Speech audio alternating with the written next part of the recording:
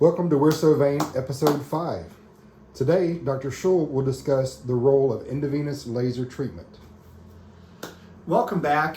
If you've been following our series of just an educational effort on YouTube to help dispel some myths and really build some common knowledge about how veins work, how veins fail, what symptoms are related to veins, and again, how we can sort out whether someone would benefit from vein treatment. Today talks about, it's our first episode really, that talks about a vein treatment. And today's vein treatment is EndoVenous laser. You have to understand, I'm going to assume that you've had a consult and that somebody has told you you need to have vein treatment. We're going to talk over the next 3 episodes of 3 treatments we use for long straight veins. And that is today EndoVenous laser. The next episode will be radio frequency ablation, and then the one after that will be a novel technique known as VenaSeal. Now, when it's all said and done, I think that laser ablation really revolutionized modern vein care. Dr. Trip Todd, who started the clinic in Dothan, Alabama, was one of the first investigators that actually showed the promise for EndoVenous laser for patients with saphenous incompetence. Now, when it's all said and done, you have to look 20 years ago and what the current state was, or see what the state was at that time. Currently not current as of today. Sorry, but when you think about all vein care was done in the hospital under general anesthesia, a 5% complication rate with DVT, and that the treatment itself was such that the surgeons didn't enjoy doing it because patients always had recurrences, and the management of those patients was far more complex. I think that we can talk about why surgical stripping is dying and why it's dead in our country on another episode, because I think it's a separate story to tell.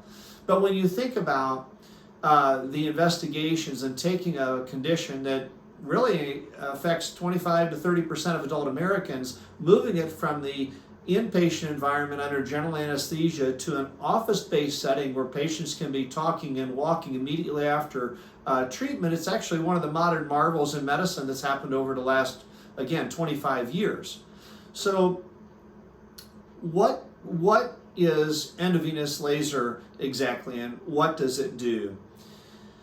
Well, when you're doing EndoVenous laser, you have to understand we're treating long straight veins. So whether it's the great saphenous that sits on the inseam of the leg from the ankle to the groin, the anterior accessory vein that sits on the anterior thigh, or the small saphenous vein that sits in the calf. These are the 3 vessels that we most commonly treat with what we call catheter-based techniques.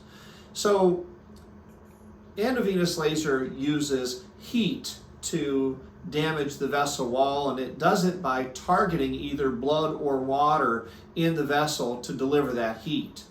Without going into the deep science of it, the procedure is done by numbing up the skin, placing a small catheter about that long into the vessel, and then passing a laser fiber within about an inch of the top of that vessel before it communicates with the deep system.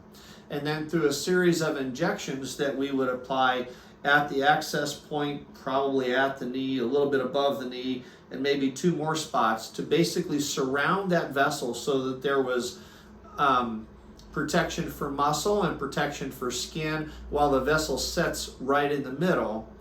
We then fire up a laser generator that delivers a light source to the tip, and that's where it hits the target and generates the heat. So older lasers targeted hemoglobin. There was a lot more bruising with those lasers, but boy, did they close vessels really well.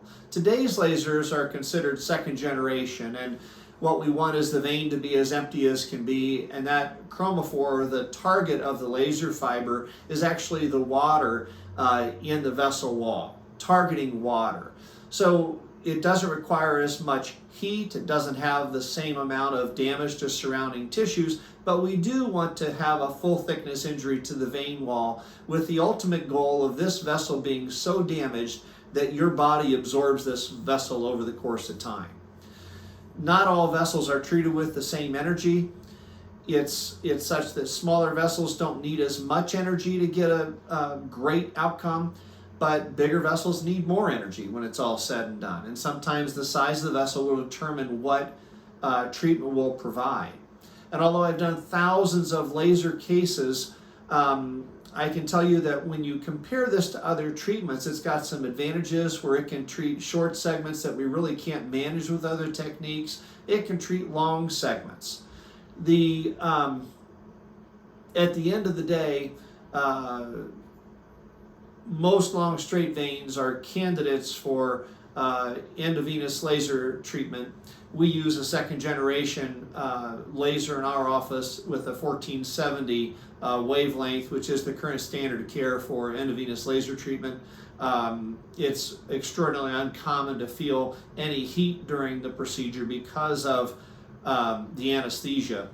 The safety is such that it compares to radio frequency and really all treatments where you expect thrombotic events at a rate of about 2 per 1,000.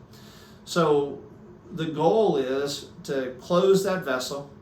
The post-care involves compression, walking, typically anti-inflammatories, because as the anesthesia is absorbed by the body, you got to keep in mind this vessel sits right on top of skeletal muscle. So to go from sitting to standing, it's not uncommon to feel a tug in the first few days after a thermal ablation, and that's completely normal. But that's a sign of the inflammation as that vessel sits on that muscle fascia.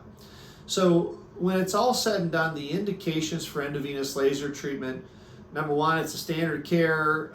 It's accepted by all major insurance companies, including Medicare. You need a long straight vein for this treatment, or anything straight that you can put a fiber in.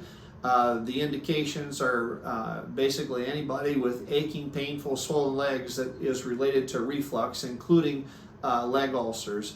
And I think the safety is well established because this technology has evolved over those 20 years. And again, it was an amazing shift of how veins are treated and how they're treated today. So just to give you a prop, this is the end of a laser fiber that would go into a laser generator. And then this is how small, and I'll put my hand behind so you can see better, how small a laser fiber might be. So when it's all said and done, if you've got a long straight vein and you're looking for vein care, EndoVenous laser is an opportunity for you. It is safe, it's effective. Nobody needs general anesthesia, but keep in mind it's typically only one part of the puzzle. More patients than not have far more than just one long straight vein. So stay tuned for subsequent episodes as we talk about radiofrequency venous seal, and then we'll transition to how we manage those ropey varicosities and small veins. Thank you for your interest and thank you for your time.